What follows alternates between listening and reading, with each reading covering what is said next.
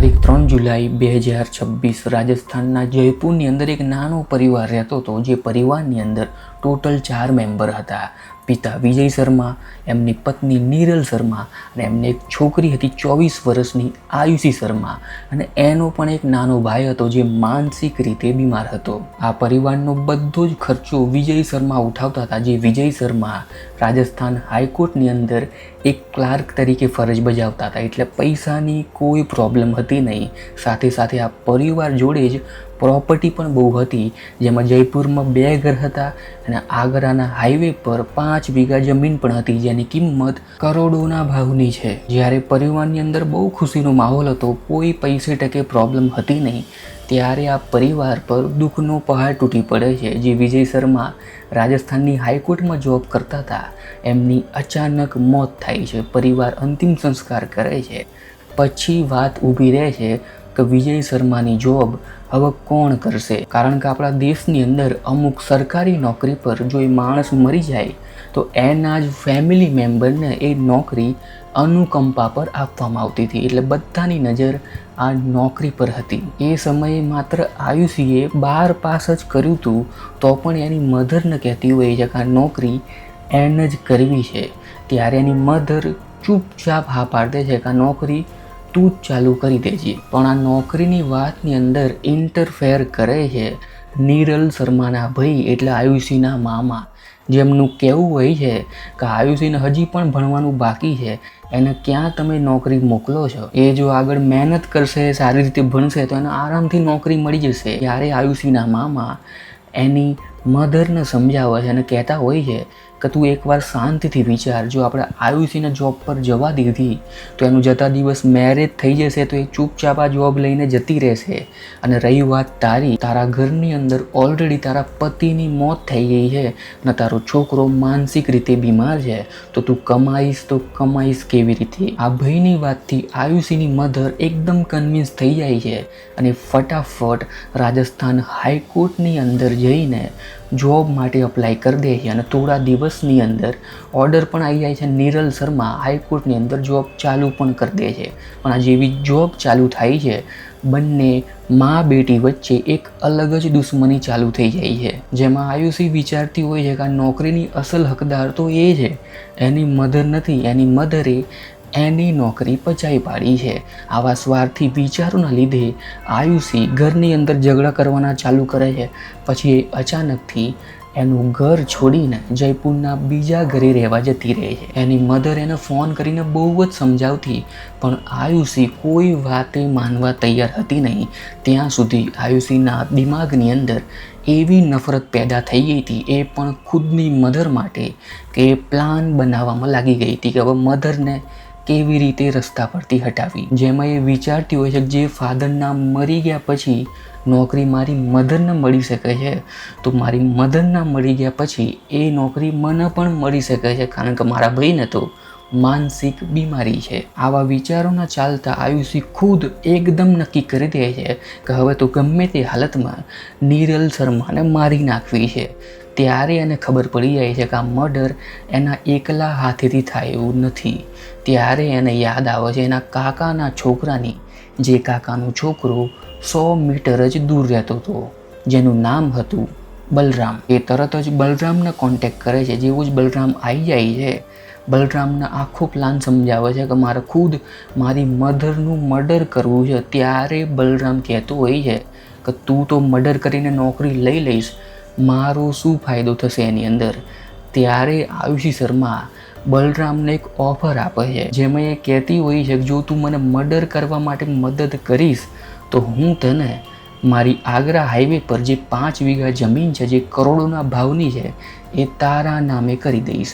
આ વાત સાંભળીને બલરામ એટલો ખુશ થાય છે કે ફટાફટ ઘરે જઈને એના કાકાને વાત કરે છે, આયુષીના કાકાને. જેવી જ આયુષીના કાકાને આ મર્ડરની વાત ખબર પડે છે, એ તરત જ આયુષીના ઘરે પહોંચી જાય છે. આયુષીને કહે છે કે જો તું મર્ડર કરવાની હોય અને કરોડોની જમીન અમને આપવાની હોય તો હું પણ આજથી તારી સાથે છું. હવે 3 જણા, બલરામ, આયુષીના કાકા અને ખુદ આયુષી, એની મધરનો મર્ડરનો પ્લાન બનાવવા માટે બેસી જાય છે, જેમાં એમને એવી રીતે મર્ડર કરવું હતું કે આ મર્ડર લાગે જ નહીં, એક રોડ એક્સિડન્ટ લાગે જેમાં ક્યાંય આ લોકોનું નામ આવે નહીં, આ લોકો મર્ડર કરીને ચૂપચાપ નીકળી જાય.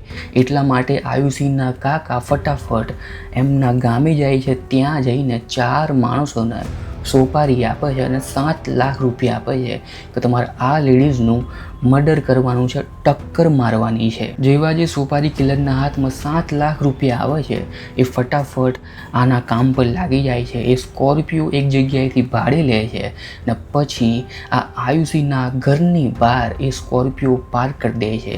એ લોકો રાહ જોઈને બેઠા હોય છે. જેવી જ નીરલ શર્મા બહાર નીકળે એના પર સ્કોર્પિયો ચઢાવી દઈએ. આ લોકો ટોટલ 5 દિવસથી એ સ્કોર્પિયો નીરલ શર્માના ઘરે પાર્ક કરીને રાખે છે, પણ 200 મીટર દૂર કે જેવી જ નીરલ શર્મા બહાર નીકળે એને સ્કોર્પિયોથી ઉડાડી દઈએ. પણ એ દિવસે તારીખ હતી 3 જુલાઈ 2026. એ દિવસે નીરલ શર્મા બહાર તો નીકળે છે પણ એમના માનસિક રીતે બીમાર છોકરા સાથે એને હોસ્પિટલ લઈને જતા હોય છે. ત્યારે આ લોકો કન્ફ્યુઝ થાય છે કે બસ સ્કોર્પિયો ચઢાવીએ તો ચઢાવીએ કેવી રીતે, જો ચઢાવી દઈશું તો એનો ભાઈ પણ મરી જશે જે માનસિક રીતે બીમાર છે. ત્યારે એ લોકો આયુષીને કોલ કરે છે, તારી મધર બહાર તો નીકળી છે પણ તારા ભાઈ સાથે નીકળી છે, હવે અમે ટક્કર મારીએ તો મારીએ કેવી રીતે. ત્યારે આયુષી કહે છે કે હું તમને જ્યાં સુધી કોલ ના કરું ત્યાં સુધી તમે ટક્કર ના મારતા, જેવો જ હું કોલ કરું ત્યારે ટક્કર મારી દેજો. અહીંયા આયુષીને ખબર હતી કે એની મધર ઘરથી 200 મીટર દૂર હોસ્પિટલમાં જ ગઈ છે. એટલા માટે આયુષી એની મધરને કોલ કરે છે અને એને ફટાફટ કોલ કરીને કહે છે કે મને આ જયપુરના બીજા ઘરની અંદર બહુ જ બીક લાગી રહી છે, તું ફટાફટ અહીંયા આવી જા. એની મધર પણ એની વાત સાંભળી લે છે અને માનસિક રીતે જે બીમાર છોકરો હતો એને હોસ્પિટલમાં મૂકી દે છે. અને ફટાફટ ચાલતી આ આયુષીના ઘરે પહોંચતી હોય છે. ત્યારે આયુષી ફટાફટ કોલ એ સોપારી કિલરને કરી દે છે.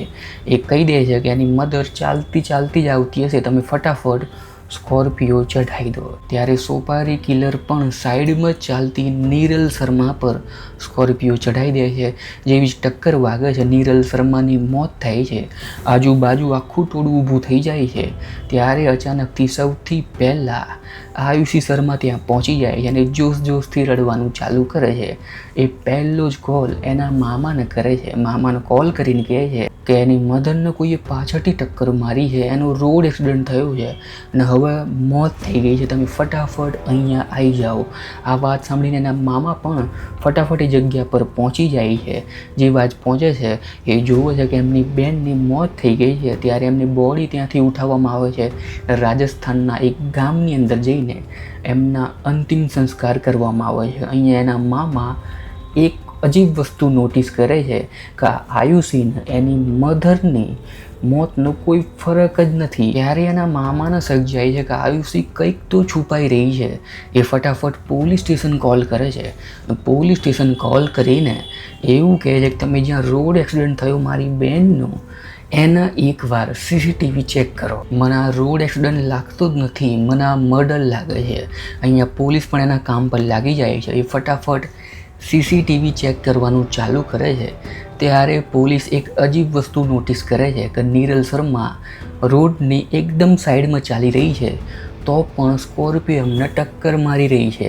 અને બીજી અજીબ વસ્તુ કે આ સ્કોર્પિયો 200 મીટર દૂર જ્યાં સુધી નીરલ શર્મા નીકળી નહીં ત્યાં સુધી એકદમ શાંતિથી ઊભી હતી, એ પણ રેડી ટુ ગો મોડમાં. આ ફૂટેજના દમ પર પોલીસે સ્કોર્પિયોની પાછળ પડી જાય છે. નંબર પ્લેટના દ્વારા સ્કોર્પિયોનો ઓનર મળી જાય છે.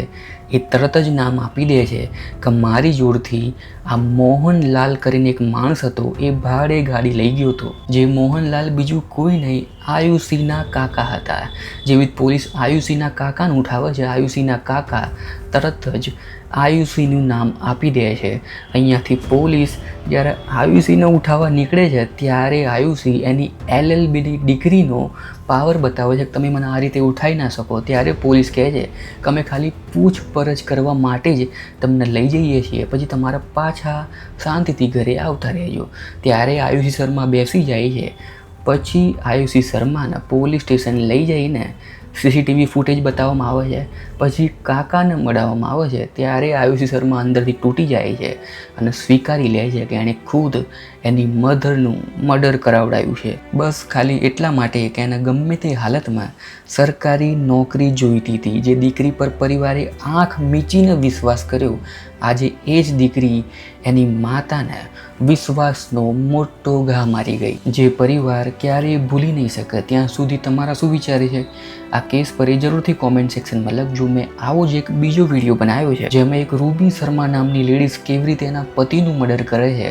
એના પતિની લાશ ટોટલ 45 દિવસ સુધી બાથરૂમની નીચે દાટીને રાખે છે અને સૌથી ખરાબ વાત એ જ બાથરૂમની અંદર 45 દિવસ સુધી નાહવા ધોવાનું ચાલુ રાખે છે, એટલા માટે કે કોઈને ખબર ના પડી જાય. પોલીસ કેવી રીતે બાથરૂમ સુધી પહોંચે છે, આખો કેસ કેવી રીતે સોલ્વ થાય છે, તમે આખો વિડીયો અહીંયા ક્લિક કરીને જોઈ શકો છો. ત્યાં સુધી હું મળીશ તમને આવા જ વિડીયો સાથે.